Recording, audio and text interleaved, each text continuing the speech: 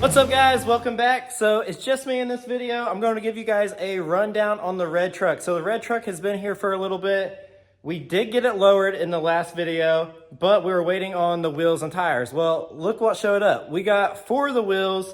This thing is going to be a dually, so we're missing the other 2 wheels, and I don't know when they're going to be here, to be honest with you, because we went with a narrower rear wheel on this truck. So originally it gets confusing. Okay, so a regular semi wheel is 8 1/4 wide. Well, we wanted to go with something narrower on the rear of this truck, and Dually King said, Johnny up in Auburn, huge shout out. He's always been helpful trying to figure out what exactly I need, and he has to deal with me sometimes on, you know, hey, I need this, I need that. You know, I feel like I'm not too bad to work with, but on this truck, it was a little confusing because we wanted a narrower wheel. We'll find out that they make a 6 3/4 wide semi wheel, so that will bring the fenders won't have to be as wide as they are like on Hannah's truck, because on the regular semi wheels are 8 1/4 wide. The wheels we went with are 6 3/4 wide. But the problem was there was only 2 available, and Johnny's not sure when the other 2 will be available. It might be a month out, or it might be 4 or 5 months out. We're not sure. So what we're going to go ahead and do is use the 2 inside dual wheels as the outside. And also, if you guys have noticed, this one is a direct bolt 8. So that being said, this truck will not need adapters for the rear wheels. So the reason we did that, for 2 reasons, was since this was kind of a custom application, we were given the option to make it a direct bolt 8.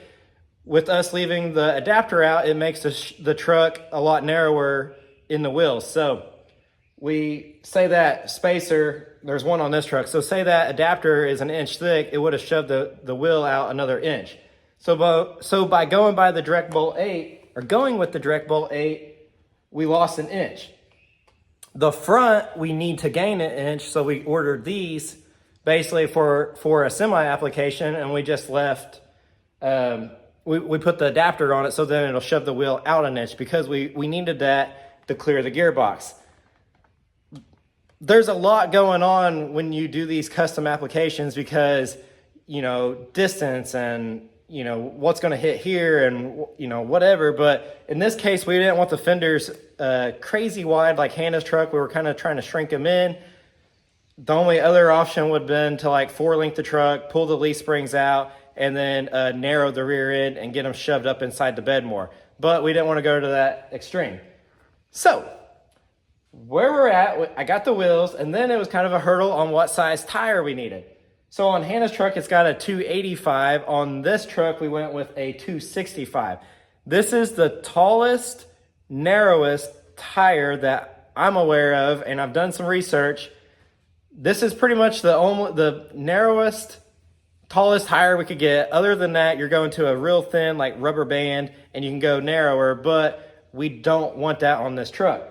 So that's what we went with, the 265. I only ordered one of the tires, because I didn't want to order all 6 of them and then be like, well, crap, that's not going to look good. But I got one mounted up. I'm happy with the way that tire looks, so we're going to go ahead and order the other 5.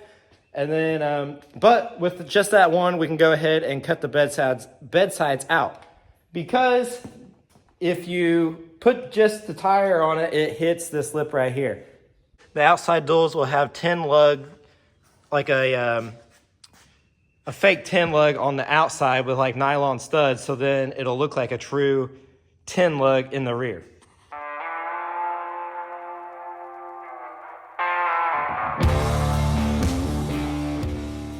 Here is the issue. It hits the bedside.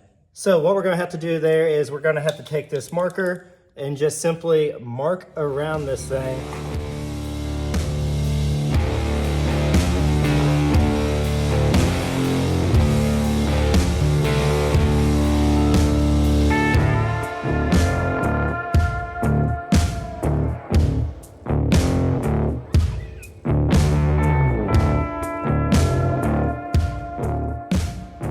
have some clearance, but that is not near enough. Whenever this thing is bouncing down the road, you're taking that tire out first thing. I went and found us a piece of 2-inch square tubing, and I think that will be plenty. So I guess just kind of a, I don't know.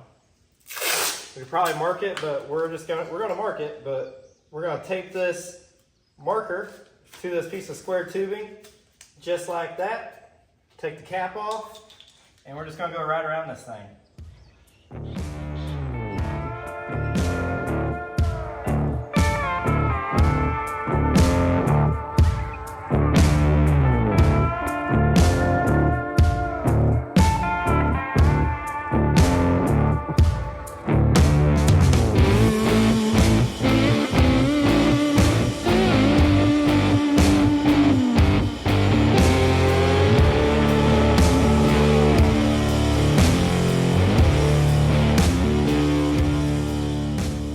All right, I got the wheel opened up, got it cut out. As you can see, there is the, I was gonna say factory wheel arch, wheel well thing, but this truck don't have the factory bed. I will give props. Whoever did build this bed, whoever did build the truck, you guys did a good job. I feel bad for kind of running your work, but that's part of it. So a while back, I bought a U-Haul truck. It's been a little bit. We did a video on it. Me and Jake went and got this U-Haul truck. I'll show you guys the old U-Haul truck right now, but this is our storage. Works pretty good. I didn't really buy it for this, but here it is, our 70s model U-Haul truck. Works great as a storage unit. So I've been storing the fenders in this thing. There they are. Never been opened. So I got these things from Auto Metal Direct. I don't know if you guys can see that there, but this is what we got. They are 1947 to 1955 rear fender flares fenders for a Chevy pickup. So let's get them out.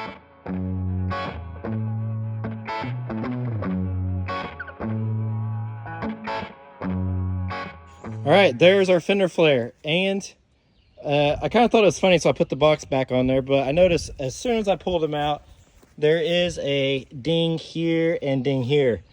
But can't really say nothing about it because right here, there's a attention. The sheet metal product you receive may have scratches, dings, small dents, and other minor imperfections, which are considered normal sheet metal characteristics due to the nature of the product. AMD does not consider these minor imperfections as damage. So I guess that just is what it is. Whatever, we can fix it. And just so happens I pulled the right side out. So let's go ahead and see what these things look like on there.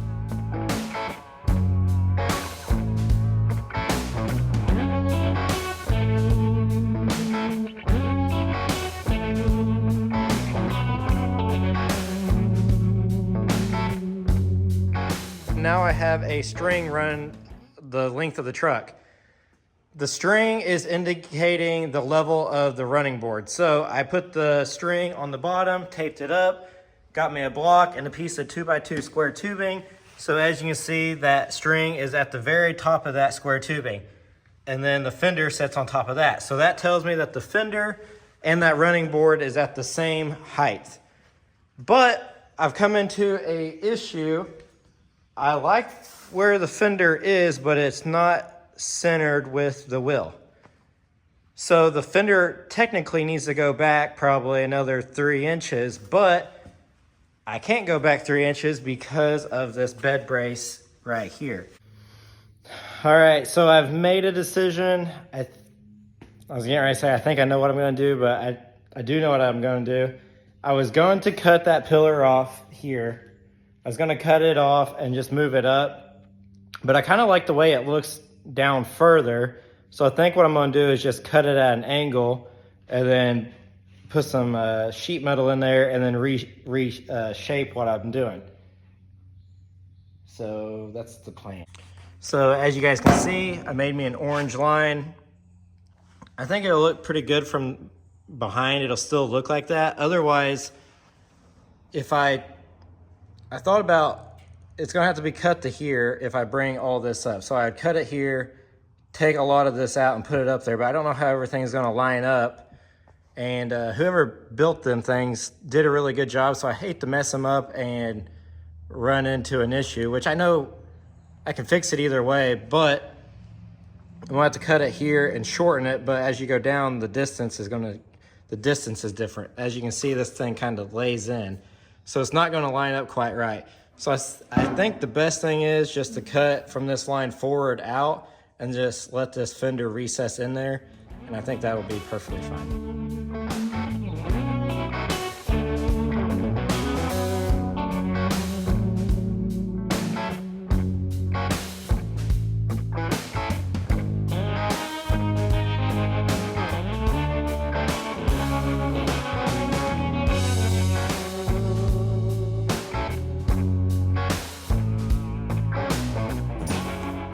All right, there you have it. Got the piece out of there.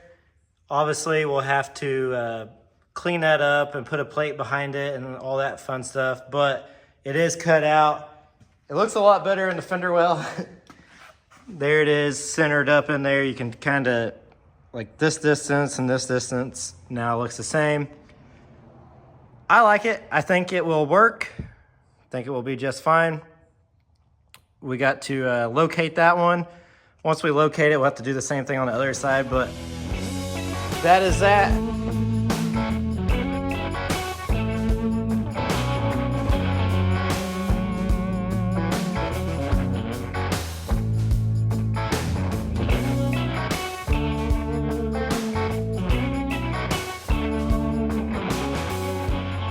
The fender is on. I think it looks good. It's holding itself up with the bolts. I put 3/8 bolts in it. I only put 3 of them in it for now, just to hold it up there, but it looks really good. It fits the truck really well, even though that's a Chevy fender on a Ford truck.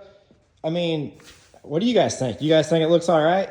Some 1x1 square tubing and made me a jig to hold the fender. So as you can see, there's a piece of 1x1 there, 1x1 over there with some flat plate, and I got it tack welded to this brand new fender. Yeah, it sucks, but I'm the only one here. This is gonna help hold this thing while I cut it and to get a good measurement.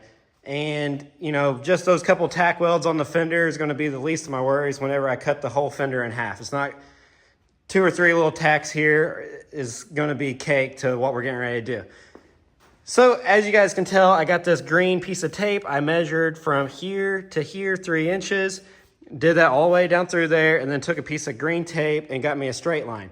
What we're going to do now is take the grinder, cut it there at that green line, and then we're going to separate the fender from each other, and then put our outside dual on it, and then put the fender, slide the fender back up there. The jig's gonna be real nice just to hold everything, you know, hold the fender where it needs to be while we get the measurement, and pretty much through the rest of it until we get it all tacked back together.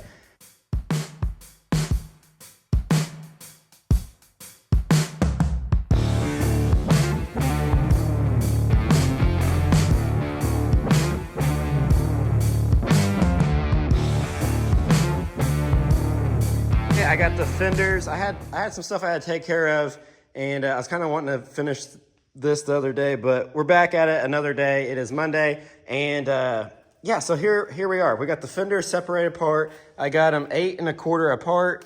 We got some clearance here, and yeah, that might not look like a lot, but the thing is, these are the correct wheels for the truck, but these wheels are both the inner wheels. And when I say that, if you can see, we got a 1/2 inch space in there. Well, there's a ring in there, and the correct outside wheels will have a recessed lip on it that will let it go in flat with this other wheel here.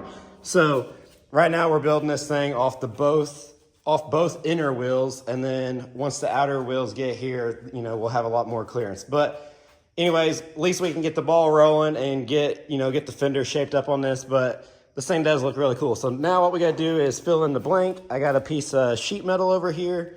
So brand new, fresh piece of sheet metal. So I guess I'm going to walk you guys through on how I plan on widening these fenders.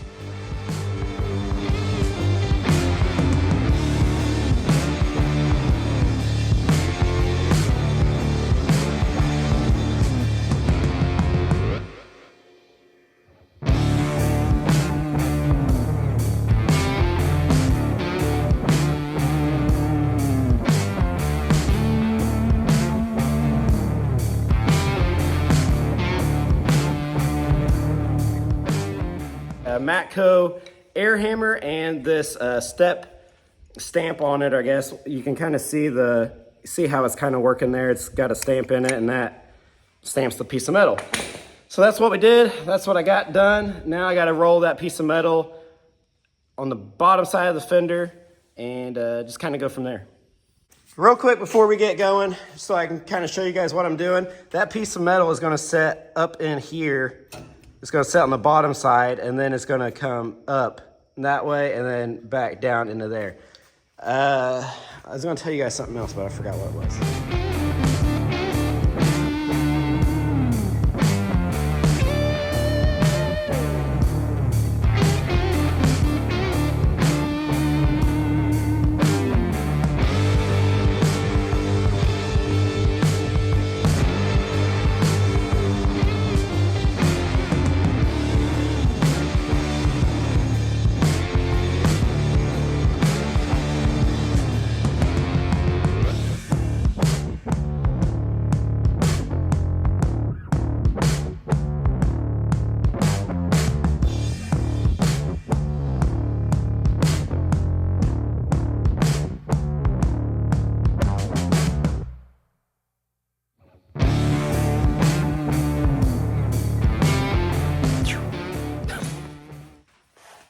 All right, got that lip on there. I got that piece of sheet metal.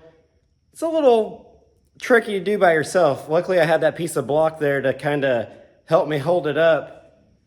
And yeah, there's one side. And now I got to put the face of the fender on there, I guess you would say. So that's that. So let's go ahead and put the outside skin on it.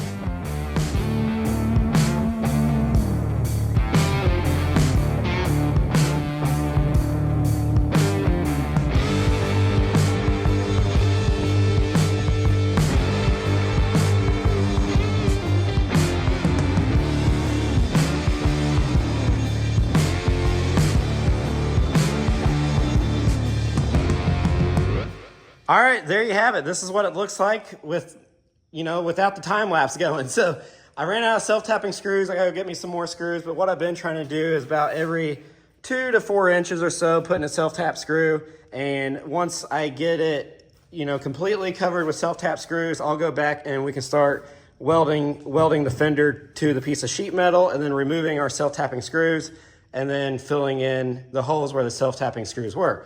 But this kind of shows you, earlier I made that stamp, and this way here, the metal is sitting on top of that stamp, and then this makes it nice and, flat with the top surface of our new metal there.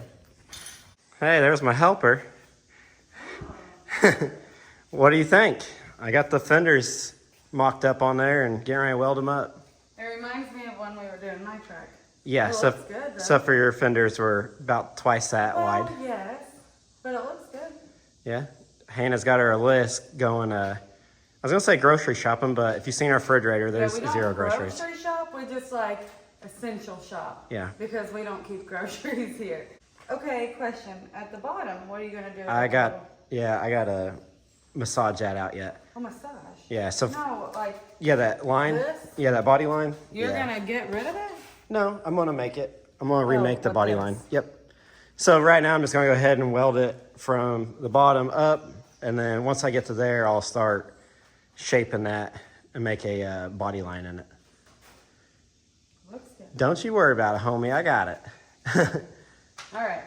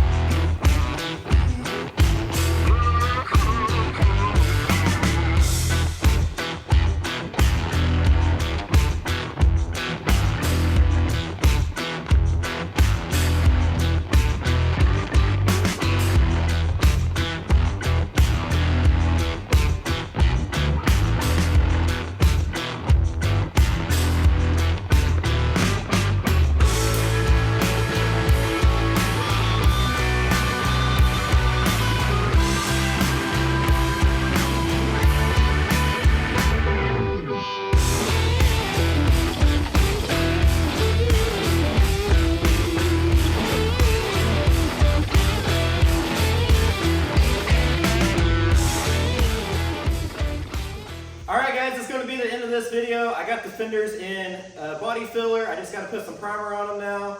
And once the running boards get here, we'll go ahead and start back up on videoing on this thing. And, you know, take you guys on the adventure of putting the running boards on, because you know they're not just going to bolt right on and out the door it goes. We're going to have to modify them, I'm sure.